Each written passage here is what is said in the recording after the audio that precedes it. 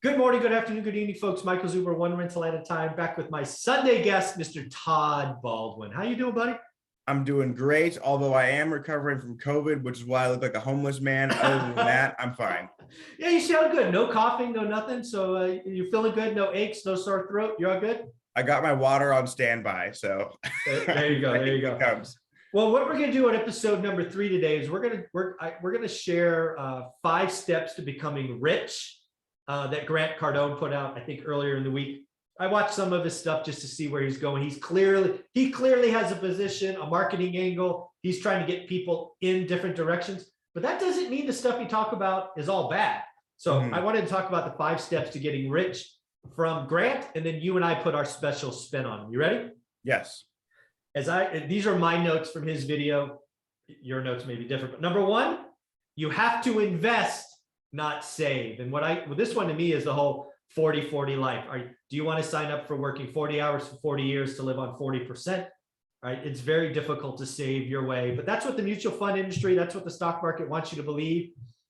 I don't know. I have to agree. You can't save your way. You certainly can't save your way to being retired at 29. No, you have to invest. Absolutely, you have to invest. Obviously, you and I love real estate, so that would works for us. Some people it is the stock market. Other people it's farmland or whatever. But yeah, you have to invest.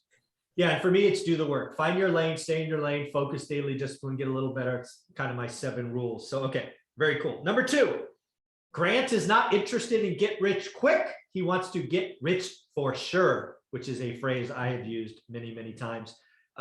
Damn, dude, you're 29. You're a millennial. There's a lot of get rich quick, all these cryptos and this and that. Why didn't you why didn't you just jump on one of those bandwagons and put all your money on black?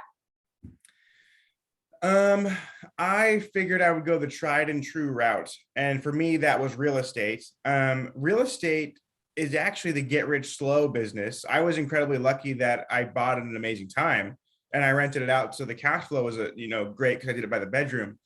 But the thing is, real estate to me was the get rich for sure. Yeah. I knew that if I bought property 20 years later, it'd be worth a lot more than whatever I bought it for. And it'd be paying me every single month for those 20 years.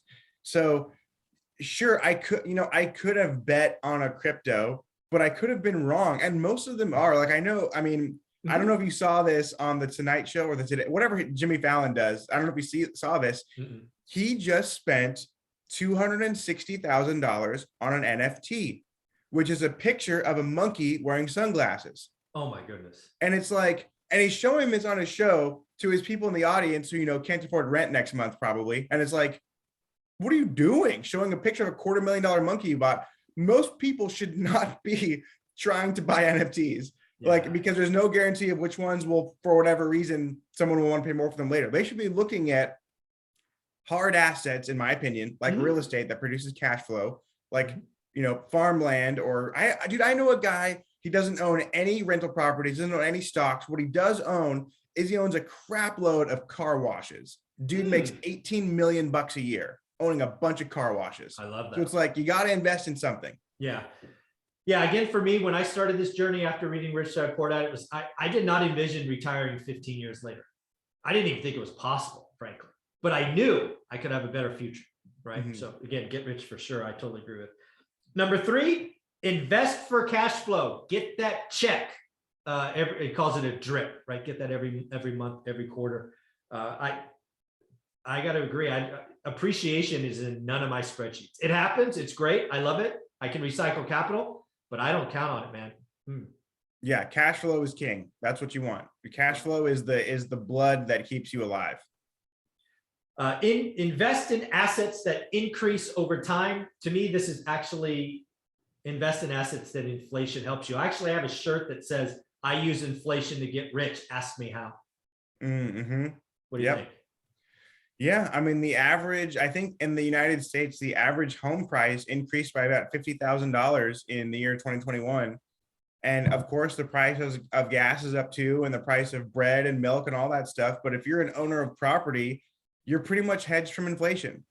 Yeah, if you own enough property, yes, filling your tank, food, all of that hurts, but you kind of come out the other side. And in fact, the only winner of the 1970s was anybody who bought properties in 70, 71, 72, because a decade of inflation just, it doubles your net worth, right? Actually, it more than doubled it, right? Let's do the math. Let's say it was a $100,000 house. You put 20% down, 20K.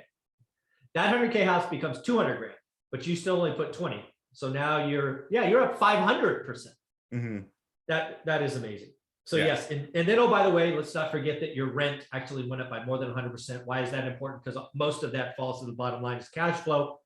Hallelujah, you win the game.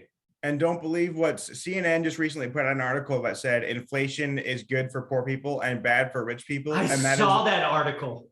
Yeah, I don't know if they just think their audience is a bunch of idiots, but like I'll just tell you guys right now, and I don't want to sound like a jerk, but as a man of means, I don't give a crap about what the price of milk is. I don't know it.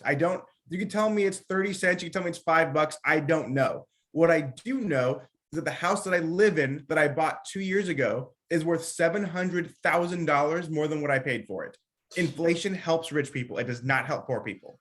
Own assets, folks. Own assets. Get in the game. Go back and watch video 1. The most important thing, step 1 to getting rich, is understanding your expenses, setting that thermostat. And number 5, invest in assets with massive tax benefits.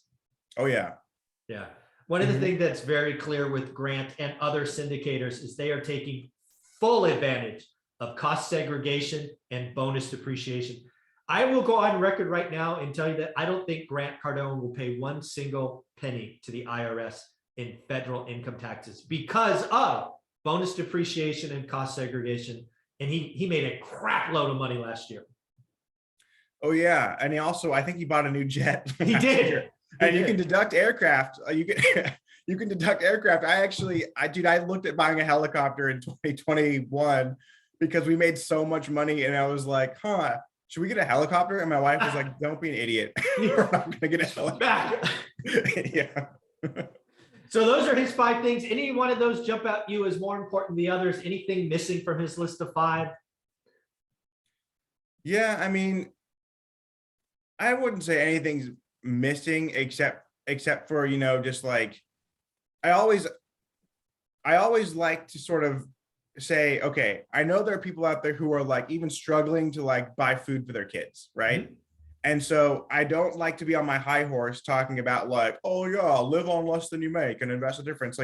Like first get your needs taken care of, like water, food, shelter, clothing, all of that stuff. Mm-hmm. Then hopefully you have some bandwidth left over, and a lot of people don't, but hopefully you do, to increase that income. Then we can start talking about building wealth, because I understand how off-putting it can be for a couple of rich guys to just tell people, oh yeah, just make more money and it'll be fine. And some people really struggle with that. So if you are struggling with that, make sure to follow One Rental at a Time. Michael Zuber is teaching you. He has a course, he has a Facebook group. He's teaching you all of these things about how to increase your means. And that, to me, is the first important step.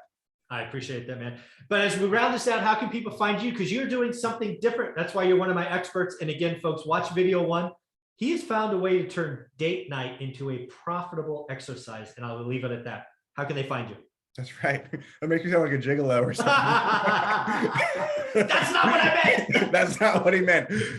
Although, yeah. At Todd J. Baldwin, if you want to contact me on Instagram, and then my YouTube channel is just Todd Baldwin. Thanks, bud. I appreciate it.